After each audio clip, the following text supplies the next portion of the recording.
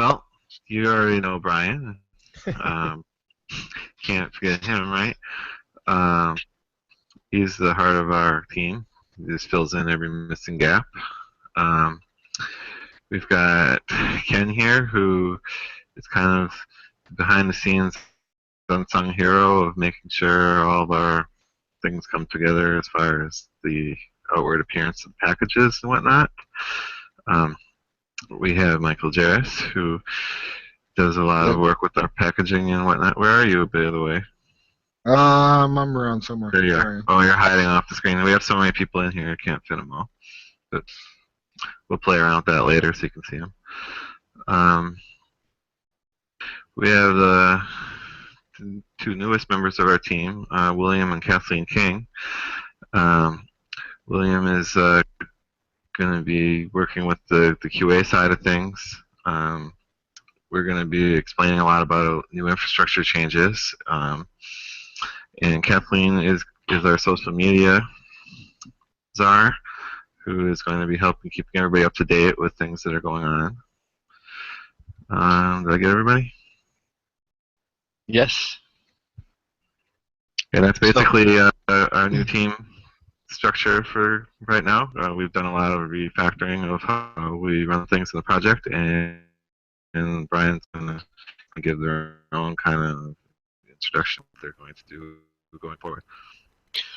Okay, so we're going to start with Mike. He's going to give us an update on Stash and how we manage our code. Alrighty. As a brief overview, we've done a whole lot of infrastructure improvements lately. And one of those improvements is we've moved all of our code to use Stash, which is a Git repo hosting system similar to the functionality of GitHub, but it integrates into a common core authentication system. So as we go through some of these tools, you'll hear they all use the same authentication system, so they're all kind of integrated. So what Stash offers us is Git hosting with full permission control, which allows us to let you create forks, let you create your own branches, let you create pull requests, and it lets us control things like which users can push to which branches. We'll have a core team that can push things into master and the release branches, and other users will be able to directly from Jira create a branch for you to work on a bug. And then you can create a pull request. And inside the pull requests, it gives us an entire system for actually doing code review and feeding back to the user. And it's been pretty successful for us. Typically on pull requests, I can go right on a line-by-line basis and provide comments and feedback of what issues we may be having with a patch before we can merge it, and it gives us a much lower overhead way for us to merge end-user contributions.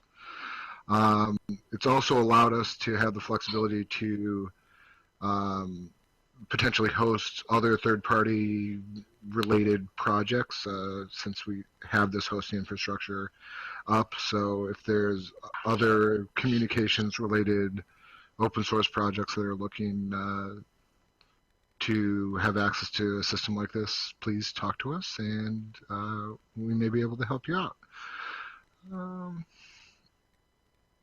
I think that's the full story. Also Stash gives you the ability to dig in and do visual diffs of look at every commit, different branches, and revision graphs, all the good Git visualization stuff. So it's pretty handy. And next we're going to have Ken and William talking about Bamboo, which is our continuous integration build system we have up and running now. Yeah, guys, thanks for having us here today, Randy. Bamboo, for you guys that aren't familiar with it, is kind of like a Jenkins CI or one of those continuous integration environments. And what it allows us to do is by integrating that with Stash, every time we make a commit, it automatically fires off these jobs.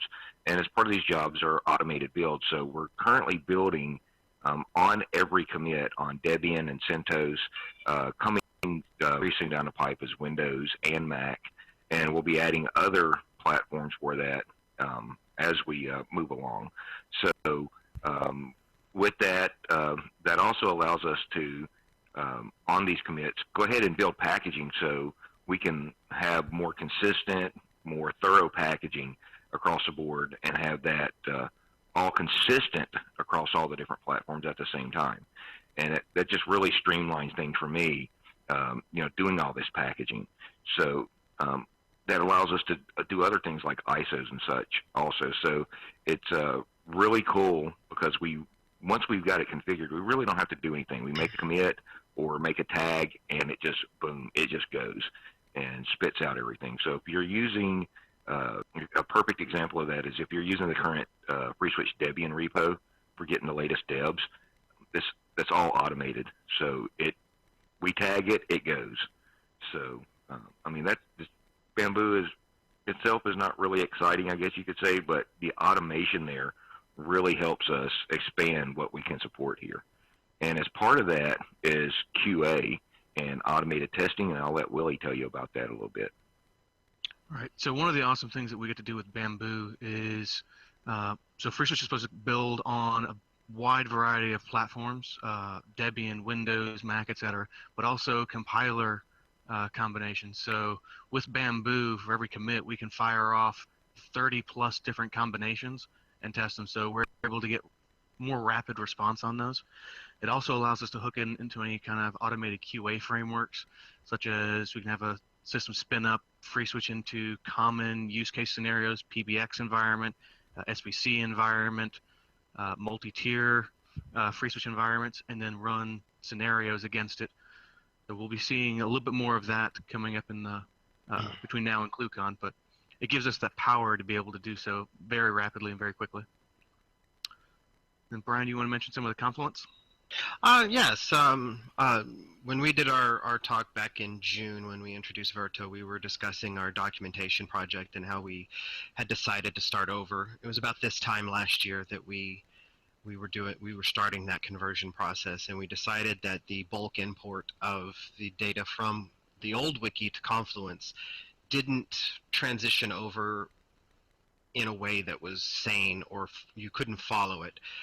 So at that point in time, we made the decision, us and about 6 or 7 community members, we did a team edit on an outline of what we thought Confluence need to be laid out like.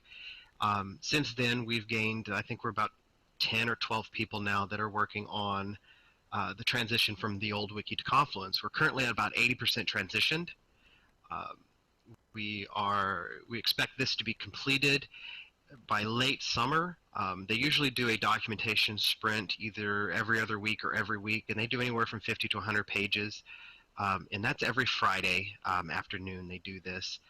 They announce it on the mailing list. So if you're not on our mailing list or following us on Twitter, be sure to do that. It keeps you up to date with that.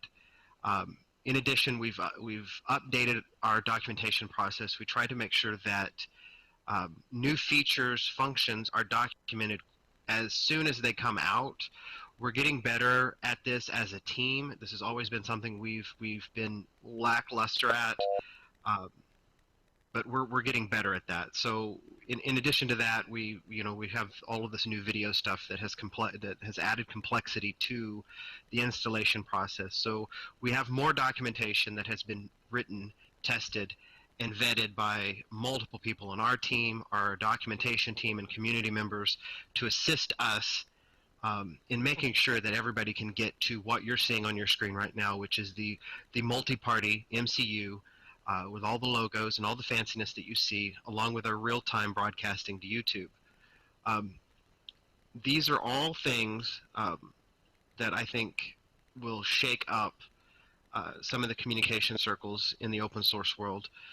I think you're going to see that. So we're also going to be a lot more organized with behavioral changes. When we change a behavior from one release to the next, we're going to ensure that we start documenting those in a more consistent manner. We have tried in the past to not break compatibility moving forward, but there are a few things we've done that we have not documented properly, but we are getting those in. I think we've identified them all. We actually have some JIRAs open in the docs project to make sure this is done correctly. If anybody has anything or any questions, don't hesitate to email out to our docs list. You can find that at lists.freeswitch.org. And I'm going to hand it over to Ken. He's going to talk about JIRA a little bit and our bug tracking process. All right, guys. So a lot of you guys are already familiar with JIRA, and with some of these other tools we've been talking about, we're and through bug marshaling, we're kind of streamlining that process a fair bit, and so that's we're trying to get better bug information and more information that's required back to the core dev staff, so they can spend less time trudging through JIRAs and actually resolving issues and doing upgrades and feature requests that come in from JIRA. So that helps out with the process. And as part of what we're doing with JIRA, it actually integrates with Stash and with HipChat. So we are using HipChat internally, and we'll be talking more about that in the near future. But what this allows us to do is via HipChat and via JIRA and via Stash, really get that process unified so we can tie the JIRA back to the commits, back to the pull request, and then if there's something that needs to be discussed with the JIRA integration in HipChat, you can literally see those comments and those JIRAs in context with what you're talking about there in HipChat, and as well as if somebody mentions a JIRA ticket, the link is automatically populated. So it's really easy to jump back and forth between all these products. And of course, they're all integrated back through the central sign-on system. So it's not like we're having to log in 28 times during the day. We log in once and everything's all tied together. So it works really, really nice on there. So for you guys that have been following us along for a while, you know that we have all the different projects in JIRA. And we also ask that people, do try to assign, when they're filling out that bug information, make sure you're filling out the right information and picking the module if you have a specific module that's causing you a problem in FreeSWITCH, because that does help us via email and other mechanisms that are built into JIRA, route those to the correct developer. So if you always assign it to core, then that automatically gets assigned to a specific core member. And so he has to troll through all those tickets now and go, oh, well, yeah, that's not really this, that's that over there, so let me assign that to Ken or Brian. And so by doing that, it just lightens our workload and helps us get things done faster. So we do appreciate the guys that are doing that. And I did kind of mention the HipChat integration a little bit, and so I want to just let Brian talk a little bit about HipChat here and what we're doing with that. Okay. One of the main things we've done with HipChat is when we have a JIRA come in, we have a dedicated room where we discuss that issue. So if a new person arrives to discuss this issue, they're able to see the past discussion if they join the HipChat channel. This allows a more efficient communication, reference back to previous conversation without having to search through chat history, emails. We can discuss and reevaluate what was previously discussed or tried on an issue, in addition to asking for more information in real-time communication with the original reporter or a new party to the JIRA. This allows us to be more efficient with our time and more efficient with communication between team members. So that's a very huge plus for us. And that's pretty much all I have to say about HipChat. I'm going to hand this over to Anthony to give a discussion about our FreeSWITCH 1.6 that's coming out. Anthony? Yes, so we've spent nearly all the time since last ClueCon, where we had finished explaining our Verto and showing off the new WebRTC and audio stuff that we did, focusing on the video side. And basically, before we started, what we had was pass-through video, meaning you could, if everybody was using Chrome, for instance, you could use the video conference. It would just kind of route the packets to everybody else. We'd use some technique to figure out who's speaking and send that exact video stream to everybody else, which was okay, but it had some issues because the way that most video equipment operates, it expects to have, request repeats of frames and a bunch of other advanced features that we obviously can't do if we're just doing the passing through. So we've decided to just buckle down and make actual working video support, so that we could also have things like multiple kinds of different protocols in different codec combinations able to be in the same conference. So our new 1.6 release mainly focuses on this video improvement with some trickle-down improvements to our general WebRTC engine and a few other things. The most important thing about the video is that you can make video codec modules for FreeSWITCH now, which can decode and encode video to a generic format so that they can be modified and then re-encoded and distributed. Right now we have support for VPX, which is VP8 and VP9. VP9 does work, although it's very experimental on Chrome side still, so we kind of have to follow along with them when they're ready for it, and they're still probably within 6 to 8 months of finishing that. But there's if you do use Canary, you can turn on a special mode to enable the VP9, which we can actually work with, but that's very, very bleeding edge right now. And we've had H.264 working through multiple ways. We played around with OpenH.264, and as well we're using libaby codec, which exposes the system's H.264 of choice, which tends to be by default on most systems to be H.26x, which is just installed on your system already. And it's an abstraction layer, so just by using libaby codec, it'll pick whichever one your system's set up to use. We have both of those working. I think right now, I don't remember which one of them we have in place, but there's some people in here using it. Some of the calls are SIP, and they're using H.264.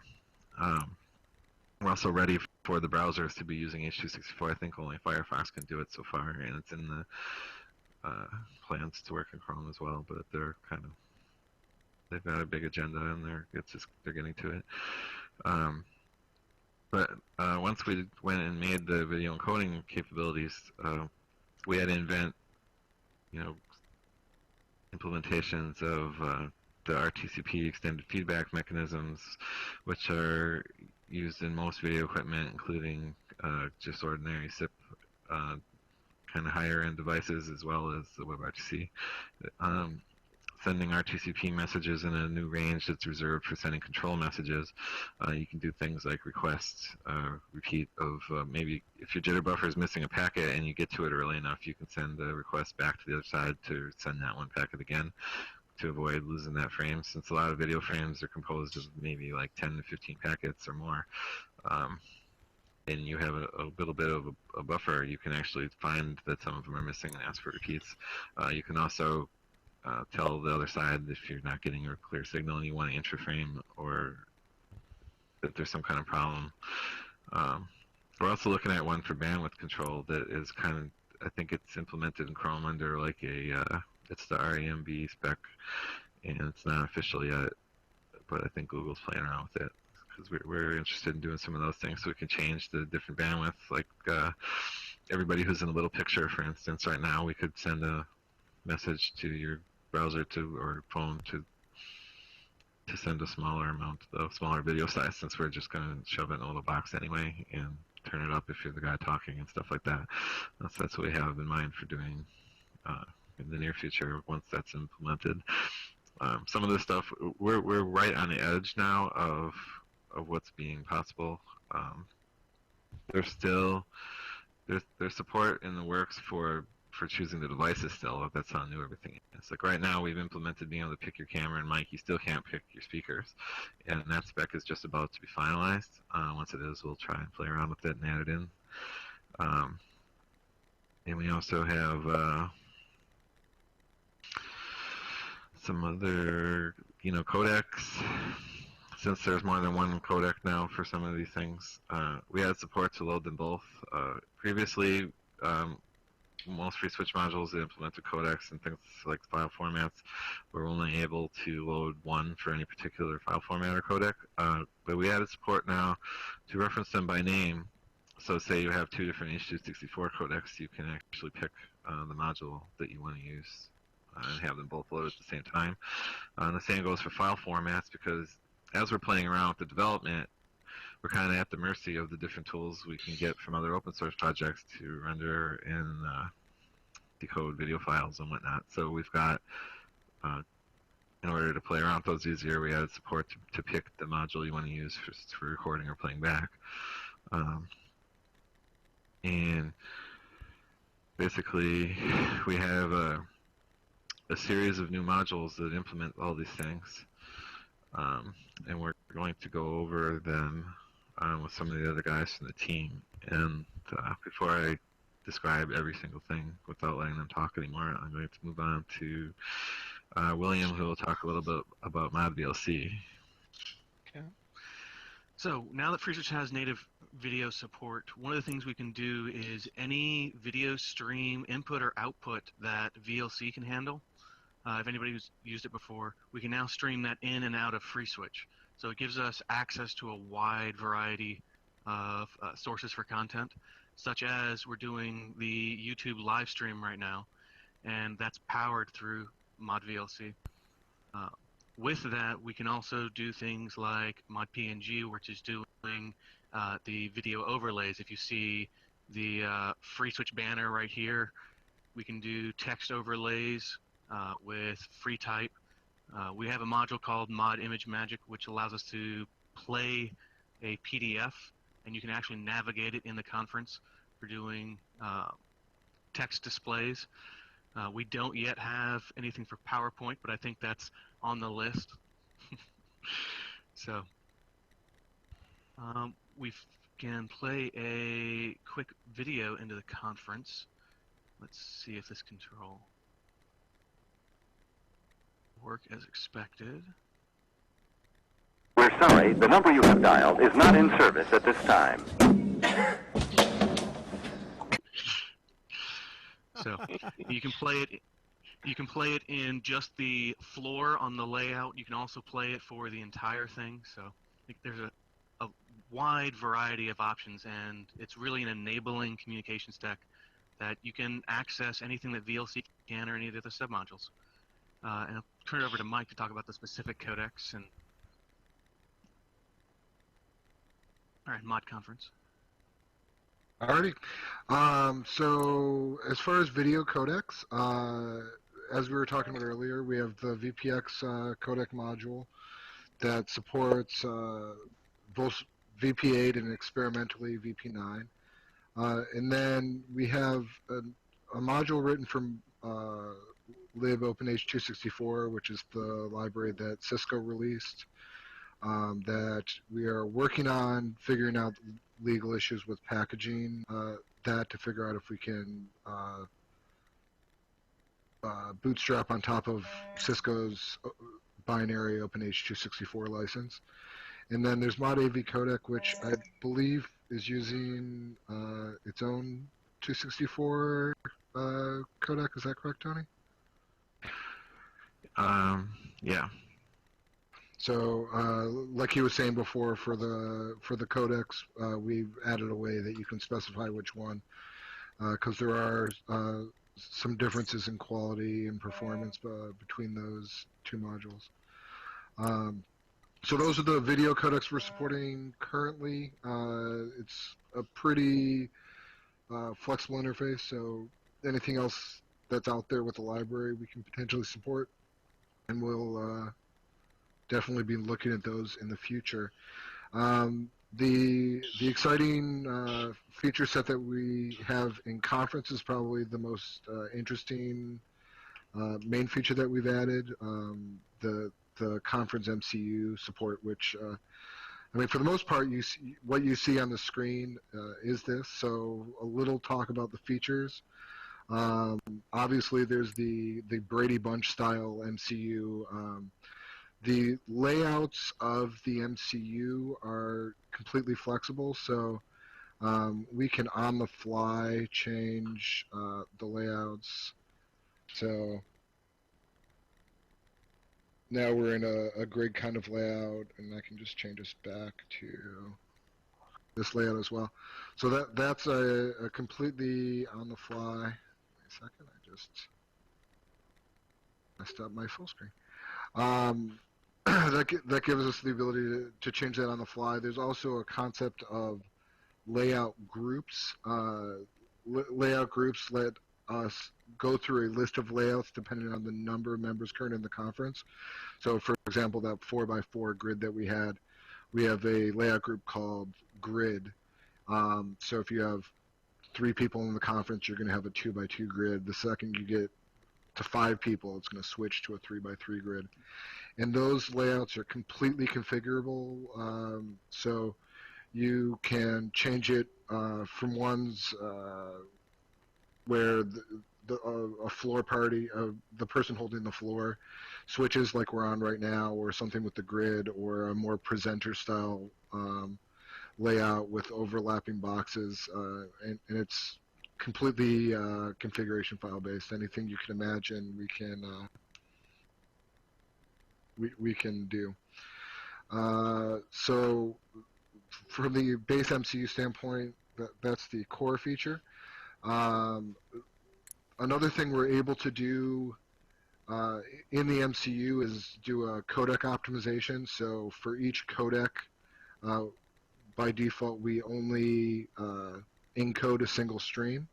And then you can, if you've got people with specific bandwidth requirements, they can override that. So I know we have 264 and VP8 members in the conference right now, so we're encoding 2 streams for 10 or 12, 13 people in the conference. So greatly reduces our overhead. Obviously, we decode everyone's video who is on the screen, but if people aren't on the screen, we don't even need to do that. What else do we have there? We, like we were talking earlier, we are close with the guys in the Jitsi team, and we think that the MCU feature set provides a very complementary feature set to SFU to create a full product. What other features do we have? We have, as you can see on the screen, the ability to do video logo images, as well as a full text renderer that we can place text over your video. And the logo image works similar to Michael Gray's image there, where it can use transparent PNGs and overlay the text. In addition, we have avatars, which I guess I can emulate this by muting myself. So I have an avatar configured. In this case, this is a mute image, so you can configure both of those.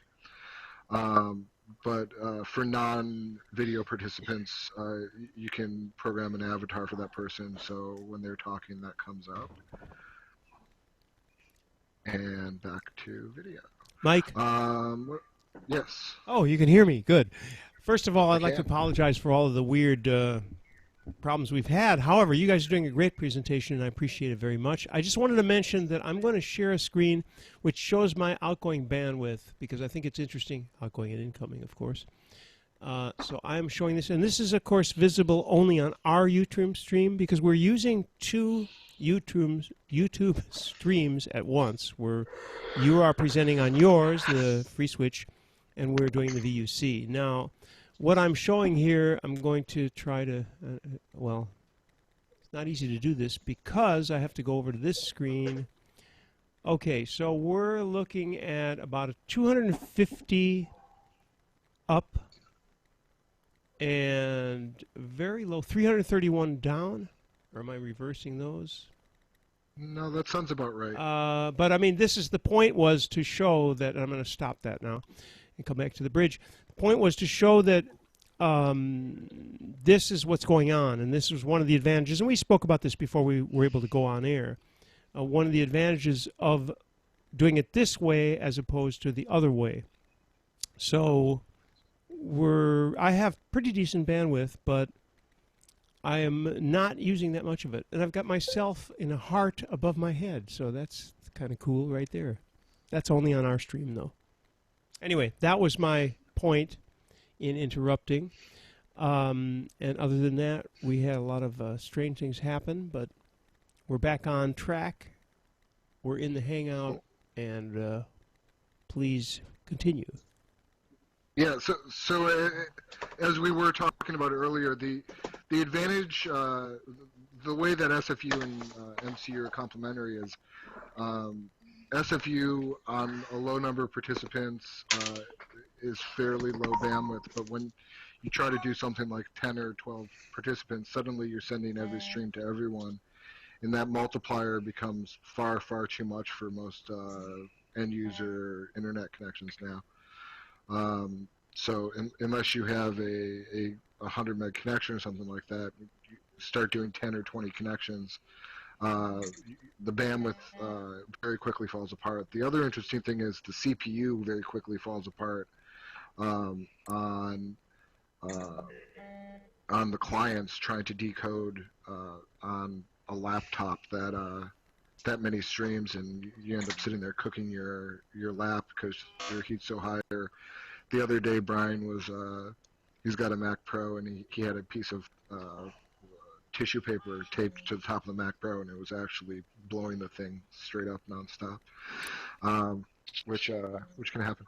What else do I have on the list? So we do have the ability to do avatars and mute images, and that's all configurable in real time, along with the logo images and text. And then we have some other interesting features that aren't strictly conference related, but can be a very interesting tool while you're in a conference. And I believe Tony and Brian are going to show off some of these features. We are in ZipDX, of course. I don't know if that's been mentioned at any point, but we're also talking to a SIP conference server, which could have hundreds of people in it, theoretically. We're everywhere. Right.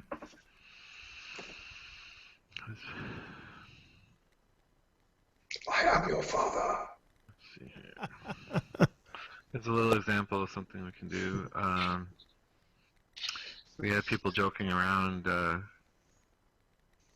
your video stuff looks great, but you make people have mustaches, I won't use it unless you can do that. So we figured we'd play around with ModCV, which is using OpenCV to do things like look for facial structure and whatnot. And here's a little demo of one thing we can do. If you have a look at Brian. Very good.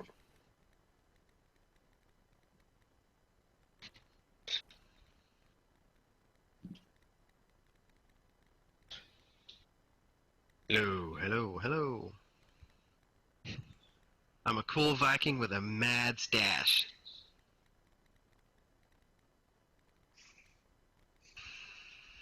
I mean, this is obviously kind of a over-the-top usage of it, but we can use it for probably more useful things. Just another example, one of the things we can do with our video media bugs, which allows us to tap into the video and change things if we need to.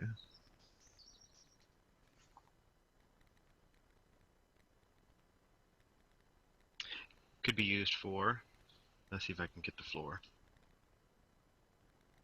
So we have the title going across the top and the overlay. Let me scoot back so you can see.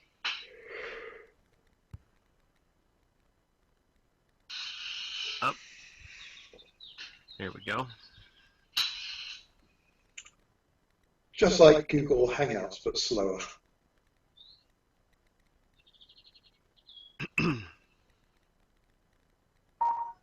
Another thing we can do in addition to rendering graphics on top of what it detects is we could fire events when it detects something. So we have some other demos where you can say automatically mute if you walk away or if you're not paying attention.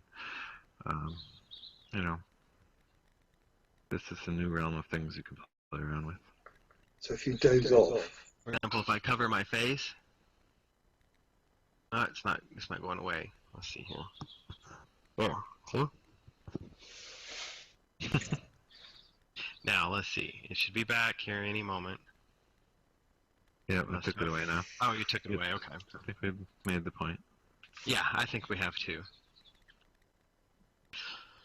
All right, so I've got some items here I want to share as well. See if I can get this to pop up here. We had a screen share, but it doesn't appear that my Chrome is going to play nice with me today. No. Naughty Chrome. All right, Tony, are you able to screen share a browser window to show that off? So my Chrome is not bringing up the window. Sure.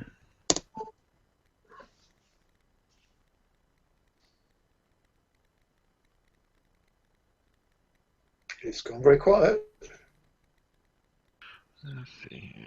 But we're all here. Let's see where it's share.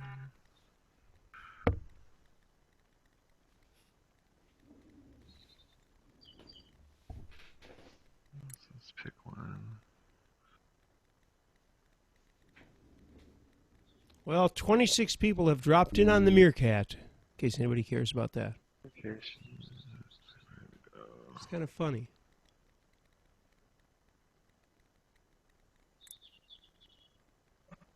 I'll find a good one.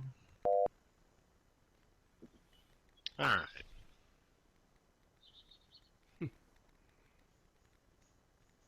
Try this one. Ooh.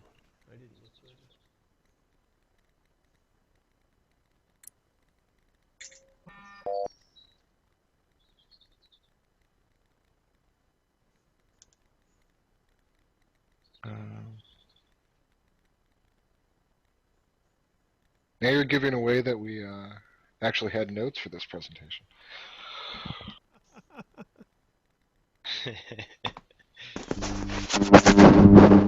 You can certainly bet that at any given time we do not. This is improv. We call this improv. Improv. VUC is improv. Yeah, do you have one of those things where, you know, like the politicians, it says smile occasionally and, you know, remember to talk to your core vote or whatever? Was that in the UK or in Australia where they found the person's notes, the politician's notes? Was that the... And it said... It happened here. It certainly happened here. It happened in Oz as well.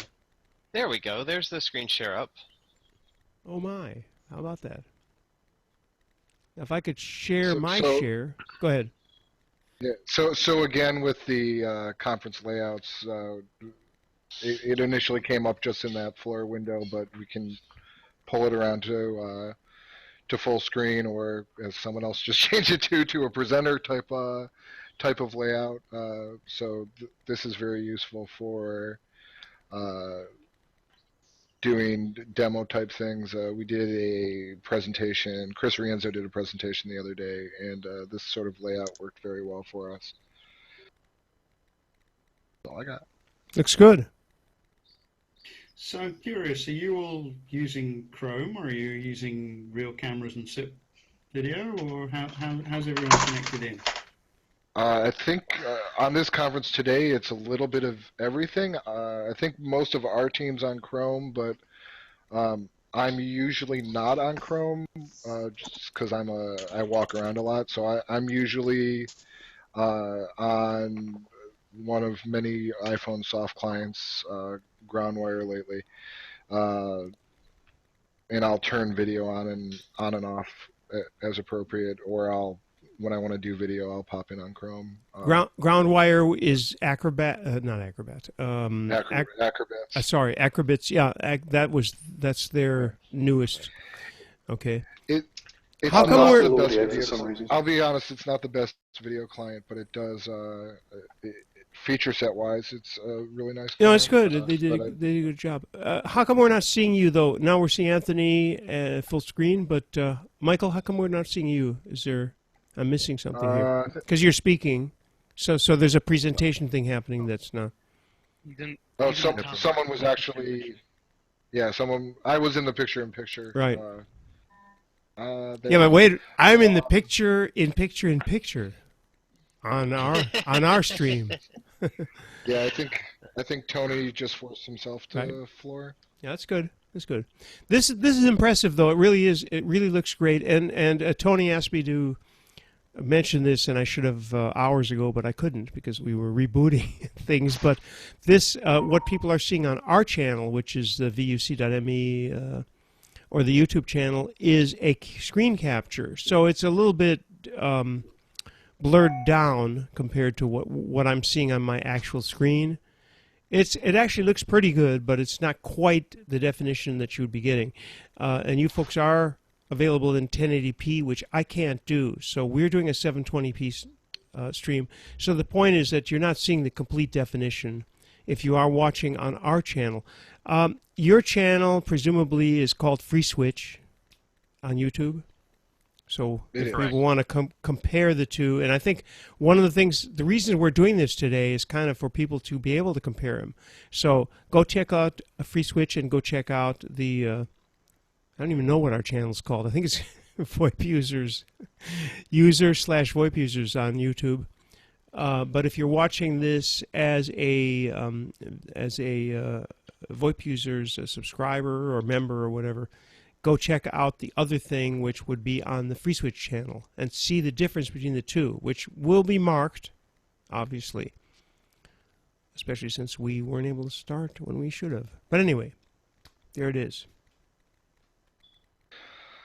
Alrighty. Is this back to me, guys? I think it is. I think it is by default. Yep.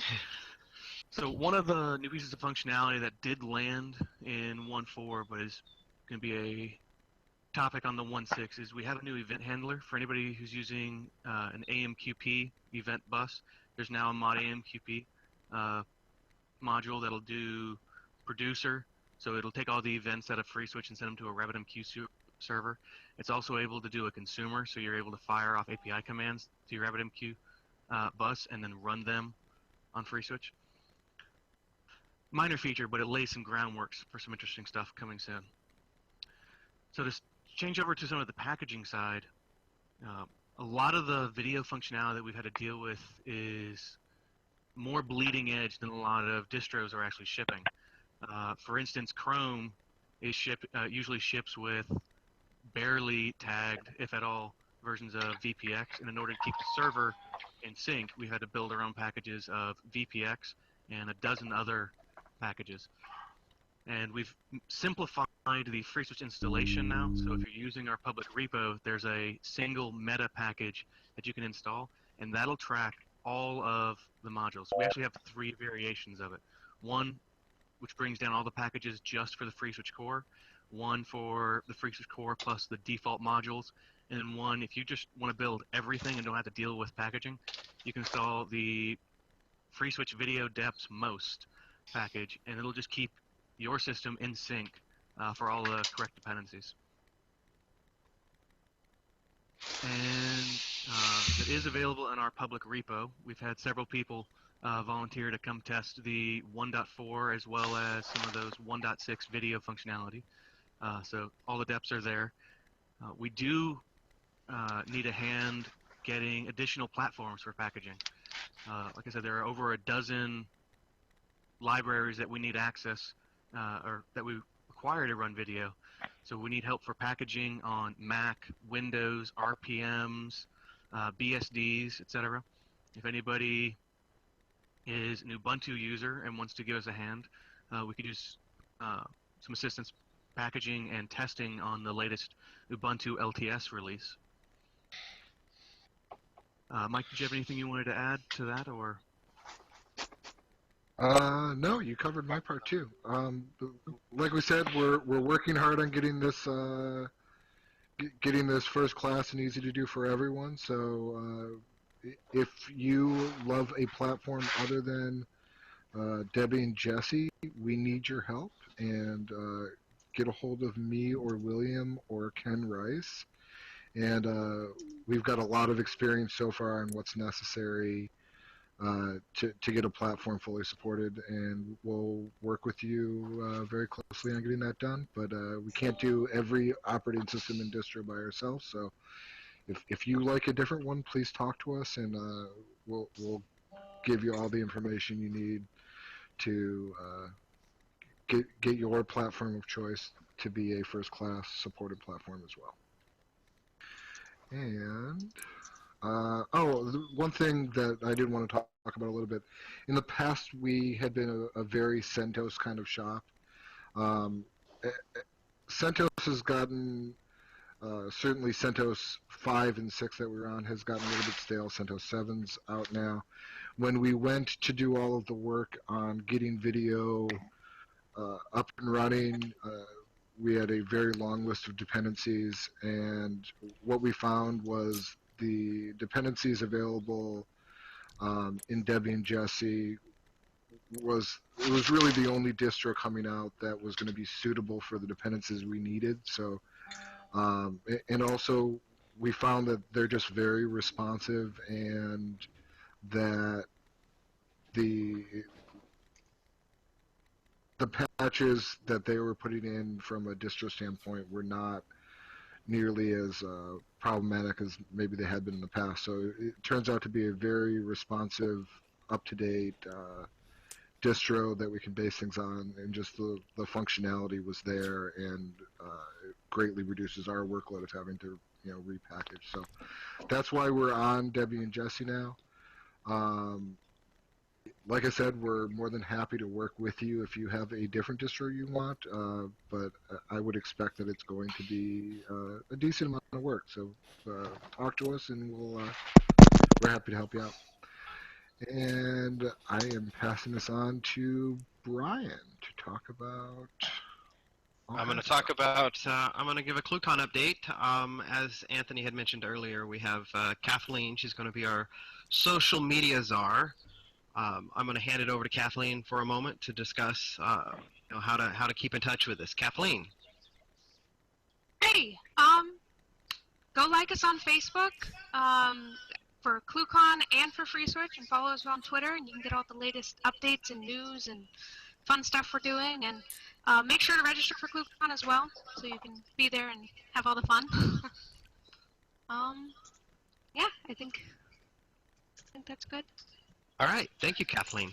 I'd also like to mention that you need to register early for ClueCon. We have 100 slots available for the pizza party, which is on Monday night. So first come, first serve, first 100 slots. We also have a hackathon. If you follow us on Twitter, at ClueCon or at FreeSWITCH for updates, you'll get more information about those as we solidify some of the event scheduling. In addition to that, we have a 13-inch MacBook Pro that will be the FreeSWITCH 1.6 edition. It'll be engraved. Cool.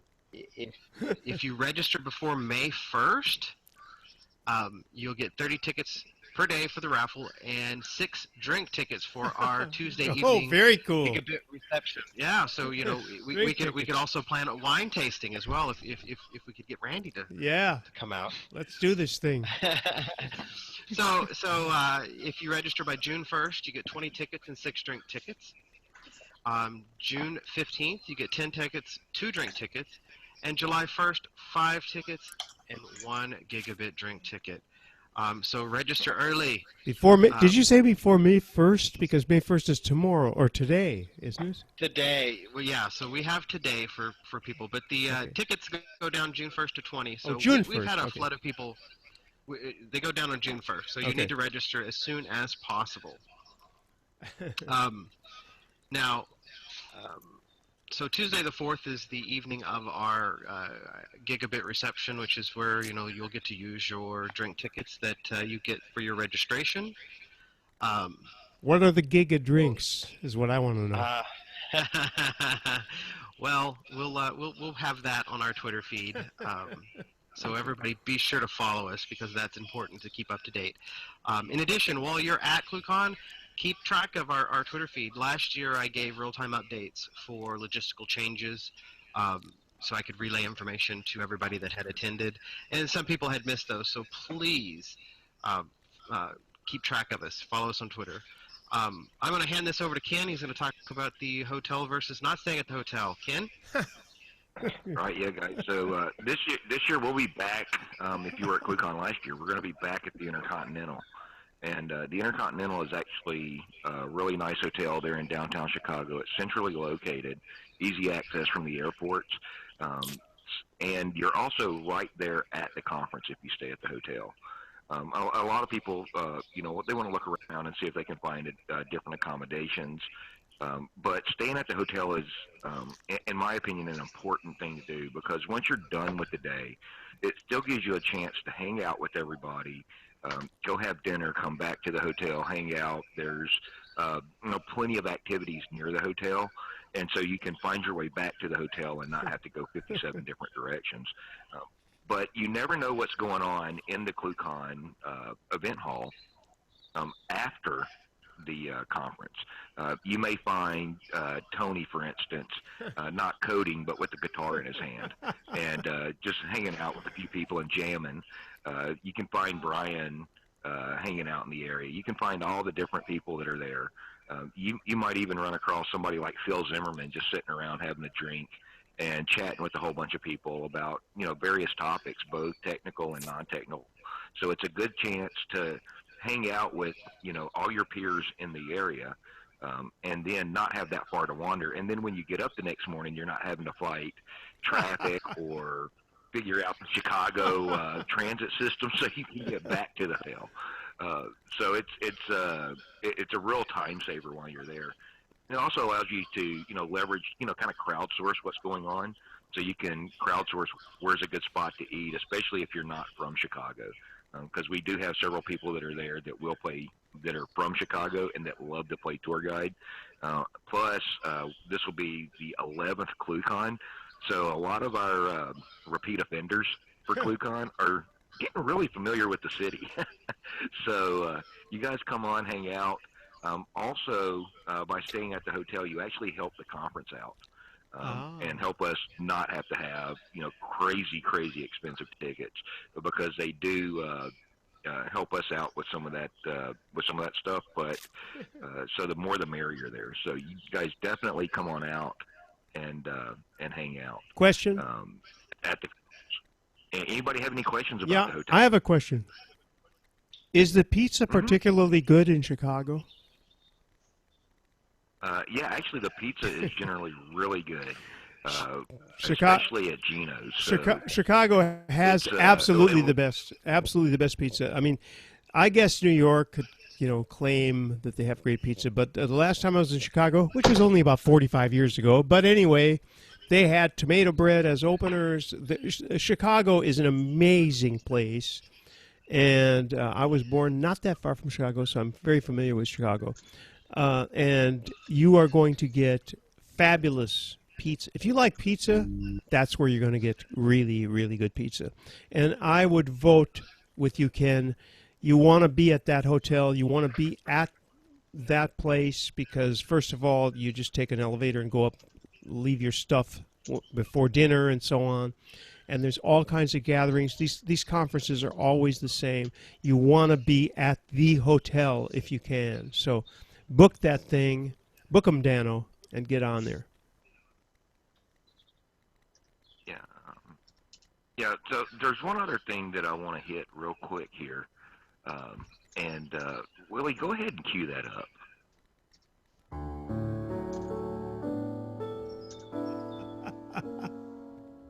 All right. Excellent.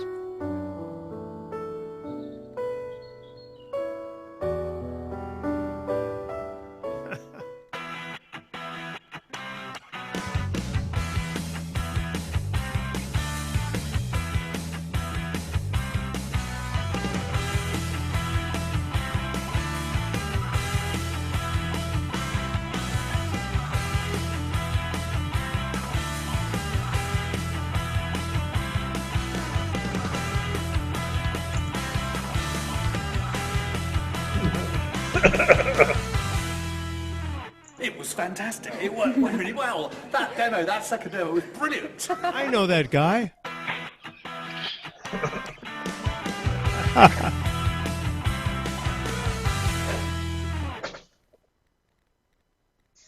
Yeah, so what you saw there was just a quick clip of what's happened at several different ClueCons. So you can see that we get guys like Mr. Bodie down there and Andy James Tag, even Emil from Jitsi, yep. all kinds of different people. So definitely you want to be there. And speaking of those guys, I want to hit on another topic real quick. And that's speaking at ClueCon. We still have, we're still taking speaker proposals for that. So if you haven't got yours in yet, go ahead and get it in, because we're going to try to select the best ones that we can get this year for filling the schedule with. So, topics can be anything communications related. They don't have to be FreeSWITCH. They don't Can have I to play be SIP. guitar? They don't have to be WebRTC. Can I play guitar? You can play guitar. That'll be my sweet. That'll be my speech. Yeah, but anything communications related. Last year we had 2 different groups of Open GSM, software-defined radio guys there. We had Open BTS, and I can't remember the other one off the top of my head, what they call it, but it was. But we literally had prototype software-defined radio. GSM base stations in the house that people were playing with and testing. We had Emil from Jitsi. We had several different phone manufacturers. You had guys doing WebRTC. You had one presentation was a guy built a robot that was controlled with WebRTC. So anything related to communications, I don't care if it's SS7. If you got a good topic, go to cluecon.com. And you hit the call for speakers link right there, and you can see some more information about what we're looking for. And there's a link there to fill out your speaking proposal. Have all your information ready and your headshot, because you're going to want to put that in there. We're going to pick everybody out, and we'll get them on the website so everybody can see you're coming. Now, if you got an idea for a topic, just keep in mind that for ClueCon, it's a technical conference for developers and by developers. So technical topics go way better than somebody just trying to do a marketing topic. So we definitely want you to do that. Come on out, submit your proposal, and please, please, please get those in before the 15th of June so that we can get that schedule picked and published. And getting things done sooner than later actually makes things easier on me and Brian, and we greatly appreciate that. Okay, we're gonna take our part of this out, Ken. Thanks to everybody, Brian, Anthony, you, Ken, Michael. I'm forgetting William, I think, and give me the other name that I'm forgetting. Kathleen. Thank you, everybody at FreeSWITCH. Again, you go to freeswitch.org. I apologize. We kind of messed up in the beginning. Wasn't our fault, really, but this is the way these things go. We're going to run a little. I'm going to shunt down the audio from FreeSWITCH, so you guys can go ahead and continue on your stream. But I'm going to play something for our stream here, and we're going to take it out, and then we will be back with the Mature Audiences segment. So here we go.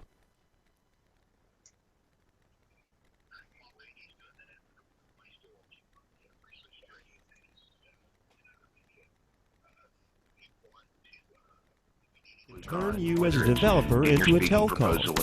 Making sure you got your tickets for ClueCon. Our host at PBX is provided. The site at vuc.me is on bluehost.com. We use zipdx.com for our wideband, full-featured conference bridge. And our local rate dial-ins are from voxbone.com. Every Friday, 12 noon Eastern Time. See you next week.